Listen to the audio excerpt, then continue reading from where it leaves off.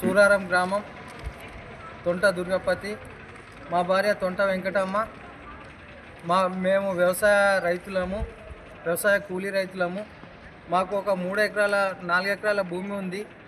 దానిలో భాగంగా మా భార్యకు 3 ఎకరాల 30 గుంటలు 1979 సర్వే నంబర్లో దాన్ని సాగు చేసుకొని బ్రతుకుతున్నాము, జీవనోపాధి గడుపుతున్నాము. దానిలో భాగంగా ఎస్బీఐ బ్యాంకులో మేము పంట రుణం తీసుకున్నాము.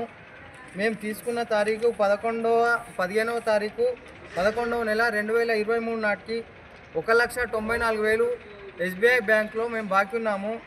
మరి రేవంత్ రెడ్డి గారి ప్రభుత్వం 9వ తారీఖు 12కి 2 లక్షలకు రైతు రుణమాఫీ చేస్తారని మళ్ళీ ఆయన ప్రచారంలో భాగంగా, మరి కాంగ్రెస్ ప్రభుత్వము ప్రచారంలో భాగంగా రేవంత్ రెడ్డి గారు ప్రస్తుతం ముఖ్యమంత్రి గారు మరి ఈ యొక్క 2 లక్షల రుణమాఫీ చేస్తామని మాట ఇచ్చినారు, రైతులకు హామీ ఇచ్చినారు.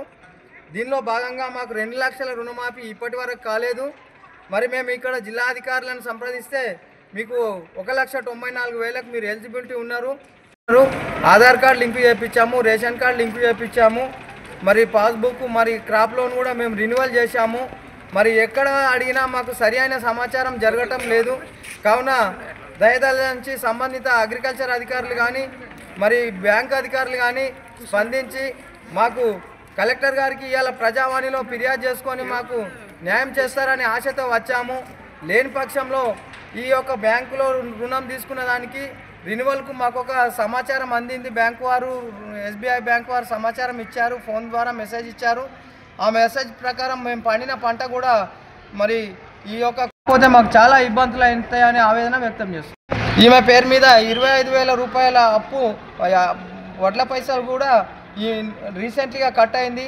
మరి లింకు లేకుండా ఉన్నటువంటి అకౌంట్ నంబర్లో అమౌంట్ ఎట్లా కట్ అయింది అనేది మరి అధికారులు దీన్ని పర్యవేక్షించి మాకు సరి అయిన న్యాయం చేసి మాకు రుణమాఫీ 2 లక్షల లోపల ఉన్నాం కాబట్టి ఆ ఎలిజిబిలిటీ డేట్ కూడా అయిపోయింది కాబట్టి మాకు ఖచ్చితంగా రుణమాఫీ చేయాలని మేము వేడుకుంటున్నాము. లేని పక్షంలో మాకు ఈ అప్పుల బాధతో మేము ఆత్మహత్య చేసుకునే పరిస్థితి కూడా దాపురిస్తుందేమని భయం అవుతుంది. మా పిల్లలు కూడా ప్రస్తుతం చదువుల్లో ఉన్నారు.